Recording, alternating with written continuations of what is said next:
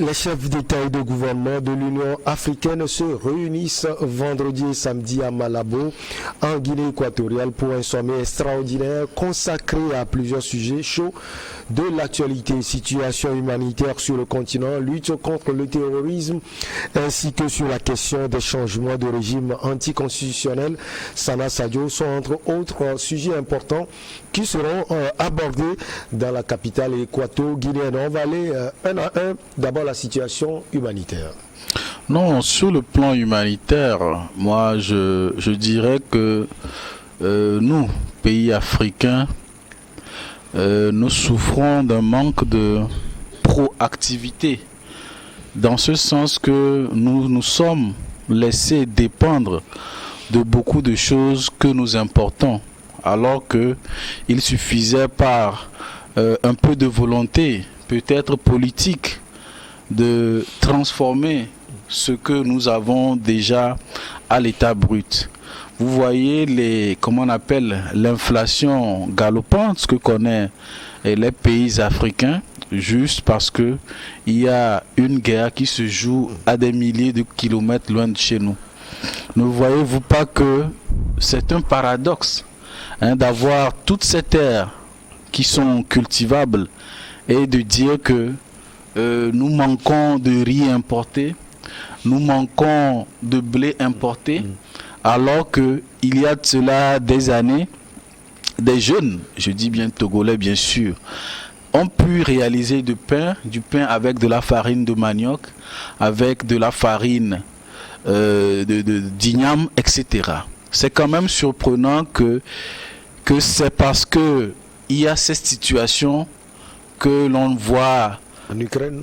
Au Togo, je dis au Togo récemment, lorsque vous voyez sur les réseaux sociaux, les sites, les portails comment on appelle, des services gouvernementaux postés, voilà, qui sont allés déguster du pain à base de farine locale et qu'ils félicitent l'initiative. Moi, je dirais que au-delà de simples félicitations, moi, j'attends un financement conséquent.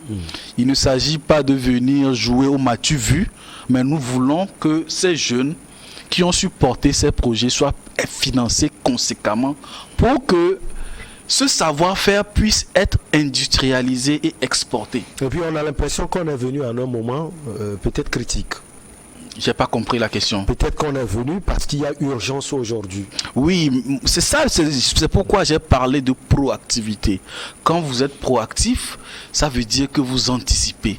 Quand vous êtes réactif, ça veut dire que vous attendez que l'événement, que le sinistre survienne avant de poser des actes. Moi, je veux des gouvernants, des politiques qui sont proactifs, qui sont capables d'anticiper les changements à venir dans 10 ans, dans 15 ans, pour que la génération à venir se rappelle de ces gens-là, qui savent que ces gens-là qui ont été au pouvoir à un moment donné, qui ont jeté les bases de la satisfaction future que ces générations bénéficieront. Moi, je n'aime pas le pilotage à vue. On dirait que l'on manque, comment dit-on, on manque suffisamment de volonté. On est juste là à gérer le quotidien, alors que peut-être dans 2 ans, dans 5 ans, dans 10 ans, on aura plein de problèmes. Est-ce que vous imaginez, juste parce qu'un pays décide que les excédents que je vous exportais avant vers l'Afrique, je vais les garder parce que, attention, la guerre en Ukraine risque de créer une famine à l'échelle mondiale. Et là, nous tous, nous sommes en train de tousser. Est-ce que c'est normal? Est-ce que c'est normal? Qu'est-ce que nous avons fait réellement de cette indépendance depuis les années 1960 jusqu'à nos jours? Regardez l'état du développement de ces pays de l'Asie qui, en 1989, je me rappelle, certains pays africains, dont le Togo, avait un PIB supérieur à celui de la Chine. Mais c'est parce qu'ils ont eu des gouvernants visionnaires qui ont su prendre des mesures en ce moment peut-être peu populaires, mais qui aujourd'hui sont applaudis par les générations actuelles. Mais que faisons-nous de nous-mêmes? Oui, c'est vrai qu'il y a une certaine tendance qui, en se victimisant, essaie de rejeter la responsabilité première sur des pays qui nous ont colonisés. Mais encore que je rappelle que ces pays, la Chine, elle a été colonisée. La plupart des pays de l'Asie, ils ont été colonisés. L'Inde, ils ont été colonisés. Est-ce qu'ils ont assis leur développement, leur niveau de développement actuel sur l'expression, par exemple, d'un simple sentiment anti-occidental vis-à-vis d'un seul pays? Ou bien est-ce qu'ils se sont assis, se sont retrouvés entre eux pour réfléchir à comment s'en sortir, comment trouver des alternatives locales aux solutions qui sont importées d'ailleurs? Moi, je crois que c'est le plus important. Je souhaite que nous, pays africains, nous cessions de rabâcher, de répéter à longueur de journée la France, tel pays, tel pays, tel pays. Commençons par penser comment entre nous, nous pouvons nous en sortir. Moi, je pense que c'est ça le développement. Aucun pays ne s'est développé sur l'expression d'un sentiment anti-français ou anti-occidental. Alors, madame, sur la situation humanitaire, on voit plusieurs zones où le prise humanitaire est à déplorer. On parle du Tigré, parce que la guerre entre le Tigré et Addis Abeba sont passés par là. La Somalie, d'autres pays, en tout cas tous les pays en connaissent, même en Afrique, les pays qui donnent l'impression d'aller mieux. On connaît des zones où la situation humanitaire n'est pas cela. Alors, selon vous, qu'est-ce que le sommet de Malabo peut apporter concrètement? Okay, je dirais d'abord, mais combien de sommets de Malabo on va avoir avant de prendre de vraies décisions pour subvenir quand même aux besoins humanitaires. Il y a la sécurité aussi qui sera discutée de nos populations. Il y en a eu combien de Malabo déjà, de sommets de l'Union africaine à Malabo? Il y en a plein. Il y en a plein. Donc, du coup, c'est question de manque de bonne volonté, de mauvaise gouvernance, pour asseoir une vraie politique de développement, de lutte contre les maux, surtout aujourd'hui où l'Afrique, nous avons 54 pays africains, où l'Afrique, on dit que c'est là où se trouve la plus grande richesse, une des plus grandes richesses du monde, où nous avons des terres cultivables, où nous avons des ressources financières pour pouvoir financer nos propres activités. C'est dans ces pays-là où l'aide humanitaire est plus apportée, où la famine sévit le plus. On nous dit jusqu'à combien? 14 millions de population, 14 à 15 millions, ou bien combien là qui seront victimes, qui sont déjà dans cette tranche à qui il faut apporter de l'aide. Donc, je me dis combien nos chefs d'État n'ont qu'à sortir de leur discours, de leur grand discours et mettre le pas, et mettre l'acte à la parole. Il faut qu'ils agissent maintenant. Tout ce qu'ils avaient décidé par le passé concernant la sécurité, l'aide, l'humanitaire, surtout pour lutter contre la famine. Mais qu'est-ce qui empêche les pays africains, nos chefs d'État? Vous avez le sentiment que rien n'a été fait par rapport aux récentes déclarations, Madame Kenyossi? Si ça a été fait, on aura les résultats aujourd'hui. Mais on assiste à quoi?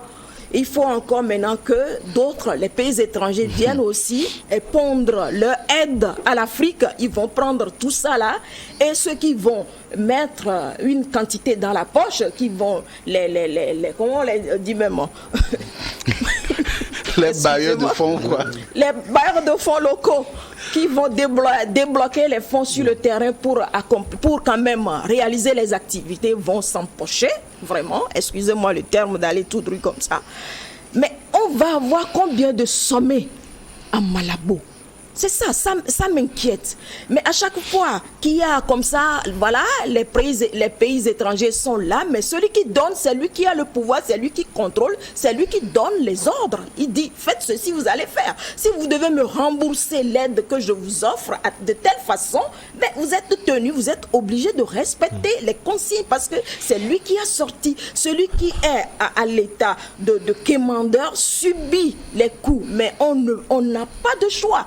Mais jusqu'à quand vont-ils se taire pour unir les forces? Il y a Jaffa Koli, c'est ça, notre quand nous serons unis, ça va faire mal. C'est pas seulement contre les prédateurs, mais entre nous-mêmes. Lorsque ces peuples, nos chefs d'État vont unir leurs forces, ils vont lutter non seulement contre le terrorisme qui sévit jusqu'à nos portes aujourd'hui en Afrique occidentale vers la côte, mais seulement aussi contre aussi la famine. Donc du coup, c'est un manque de bonne volonté, mauvaise gouvernance, et qu'il faut à chaque fois dire, nous organisons des sommets sur le dos du contribuable. Permettez-moi parce que je suis un peu truc là. Le dos du contribuable. Et faire quoi là, des discours et puis ça s'arrête là. On revient, on dit voilà, on va lancer ceci, on va lancer, sans suivi, sans gestion, on ne fait rien du tout.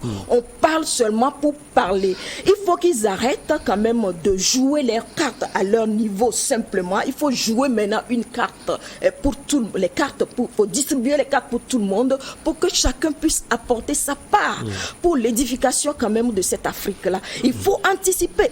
On dirait que nos chefs d'État n'ont pas de stratégie d'anticipation. Mais on sait que chaque année, des milliers de populations subissent la famine. Mais il faut toujours attendre à faire des sommets, à organiser des sommets avec des coûts colossaux pour décider, oui, nous allons asseoir une politique de développement, de lutte contre de trucs là, alors que c'est nous qui possédons plus de richesses sur cette planète. Je ne suis pas d'accord avec eux. Alors, Constant Lebo, vous allez réagir aussi sur l'aspect humanitaire, mais mettre plus l'accent sur l'aspect terrorisme, parce qu'on va discuter également de cela à Malabo.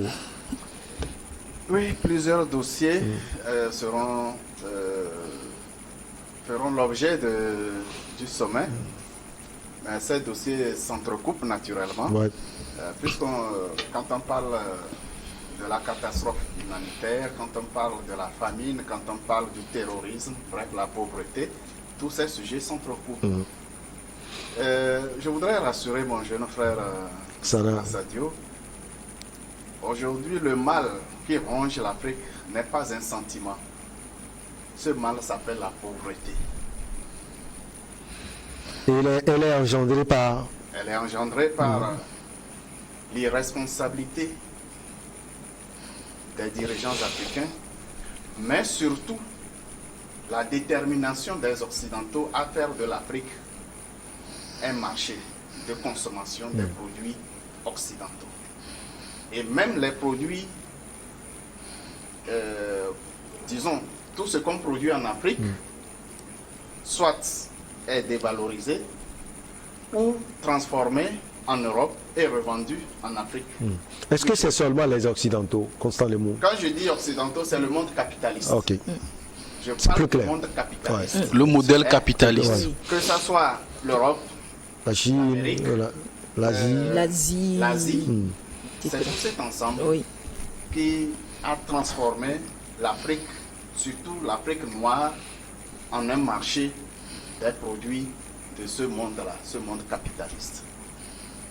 Pourquoi? Parce que Patrice Lumumba a été assassiné, parce que Modibo Keïta a été assassiné, parce que Thomas Sankara a été assassiné, parce que Kadhafi a été assassiné, parce que Rwanda a été assassiné, parce que tous ceux qui avaient une vision pour le développement de l'Afrique ont été assassinés par le monde impérialiste, parce que la vision stratégique de ce monde capitaliste était claire. Si jamais l'Afrique échappait à leur contrôle, eh bien, ils souffriraient et même on risquerait d'assister au rôle inverse, c'est-à-dire l'Afrique risque de dominer le monde entier. C'est de ça qu'il s'agit. Ce sont les conséquences de cette réussite du monde capitaliste qui constitue la souffrance de l'Afrique. Ce qu'on appelle sentiment français, la France c'est quoi? C'est un coursier. La France est un coursier du monde capitaliste. Parce que elle n'a rien. Elle n'a rien, mais elle sert aux négociations, aux conquêtes par la diplomatie, à la soumission, à endormir les esprits. C'est tout. Le rôle de la France, c'est de ça, la France vit et elle exploite. Alors, pour réussir cette stratégie, ce monde capitaliste a éduqué, formé une croûte composée d'intellectuels acquis à la cause des intérêts de ce monde capitaliste.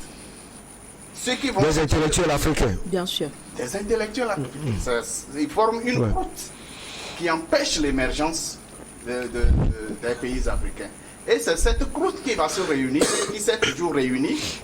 Mais dites-moi, à supposer que je suis l'un de ces préfabriqués du monde économique occidental et que je dois protéger et garantir les intérêts occidentaux au Togo.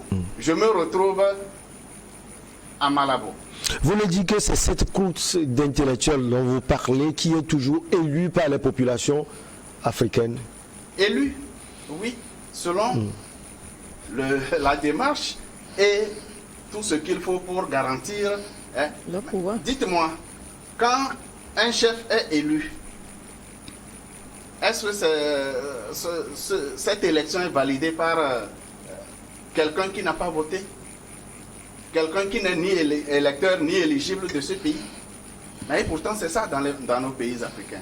En Afrique noire, d'une manière générale, lorsqu'on finit les élections, il faut que l'ancienne métropole ou le nouveau maître néocolonialiste dise d'accord, les élections sont bien et ça, on le voit plus au niveau de la France, pas au niveau des autres pays, l'Allemagne, l'Angleterre et autres. Sauf que ça prend des formes différentes. C'est la même chose dans toute l'Afrique noire, sauf que ça prend des formes différentes. Peut-être en Afrique, dans les pays francophones d'Afrique, la France intervient très directement dans les pays, alors que dans les pays francophones, c'est un peu voilé. Oui. Voilà. C'est le même schéma, c'est la même pauvreté. Comment vous pouvez comprendre que le Nigeria, qui est un géant producteur de pétrole, connaisse des problèmes de pétrole, une inflation du prix du pétrole? À ce niveau-là. Comment cela peut s'expliquer? À combien on construit une usine de raffinerie de pétrole? À combien? Mais à quoi, vers quoi est orientée l'exploitation des ressources de nos pays? C'est quand tout simplement nous sommes perdus. Si nous prenons le courage de reconnaître que nous sommes perdus en pleine forêt, eh bien, nous pourrons désormais nous tracer une voie vers la sortie. Perdu également sans doute sur le plan du terrorisme, parce qu'on va aborder cela aussi.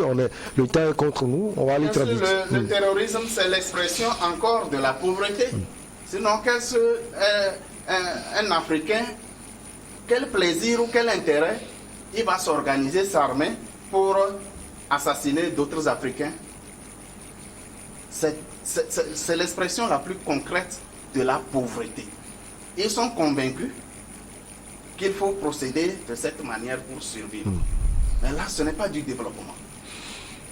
Alors, je pense que s'il y a une couche d'Africains qui commencent à prendre conscience de la situation, c'est qu'il y a urgence. Je ne considère pas que c'est un sentiment. Le problème n'est pas un sentiment, mais c'est que nous devons prendre conscience de notre situation et évoluer.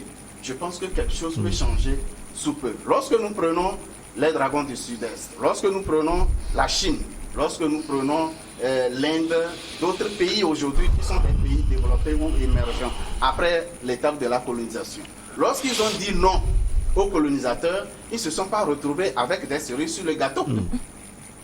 Ils sont partis presque de rien.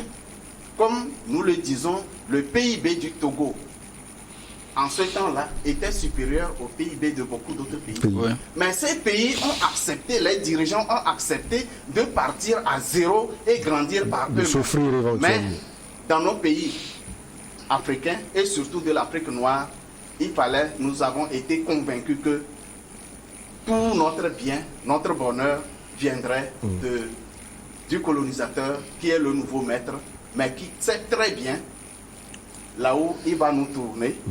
Il nous a tourné pendant 60 ans en forêt, sans jamais nous indiquer où se trouve la voie qui mène vers le développement. Allez, on va parler également du terrorisme à Malabo, Sana, Komla, Sadio et tout. On sait que c'est quelque chose qui gangrène tellement de pays africains. Hein. Le Mali, le Burkina Faso, le Niger, le Bénin a attaqué, le Togo récemment attaqué. L'accent sera mis comment sur le terrorisme à Malabo? Oui, le terrorisme, monsieur Constant a si bien dressé le tableau. Mais avant de revenir sur cet aspect, il a pointé du doigt des éléments très importants. Et j'aimerais revenir sur l'aspect du développement économique qu'il a évoqué en donnant l'exemple de la Chine. Vous savez, quand on parle de capitalisme, il y a plusieurs formes de capitalisme. Ce n'est pas que le capitalisme brutal que nous avons connu. L'exemple qui m'est le plus cher est celui de la Chine. La Chine est un pays capitaliste, mais qui a investi dans quelle forme de capitalisme? On l'appelle le capitalisme cognitif. C'est-à-dire ils ont investi dans le savoir, dans la production du savoir local pour parer à tout ce qui est importé. Cela a permis quoi? Cela a permis de faire de la Chine la puissance qu'elle est aujourd'hui.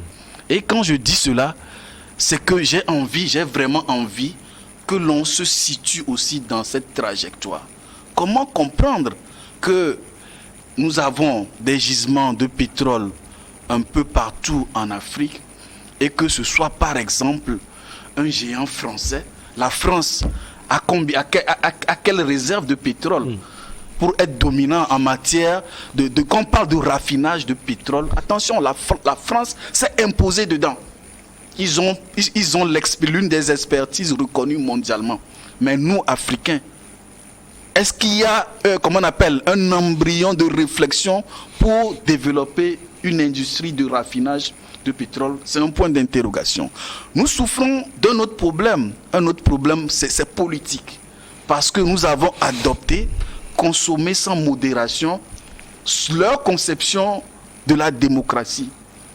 Leur concept de démocratie. Pourquoi? Parce que, je le dis souvent, certains développements, certaines transformations en profondeur sur le plan socio-économique de la société nécessitent peut-être 10 ans, 15 ans, 20 ans. Aujourd'hui, nous avons des présidents dont nous sommes fiers, nous réclamons que la durée des mandats soit limitée à 5 ans, à 10 ans, alors que le monsieur, il se dit, attention, moi j'ai des résultats à atteindre dans 5 ans des élections. Comment je peux prendre des mesures impopulaires, puisque M. Constant l'a dit, c'est des gens qui à un moment donné ont accepté de souffrir.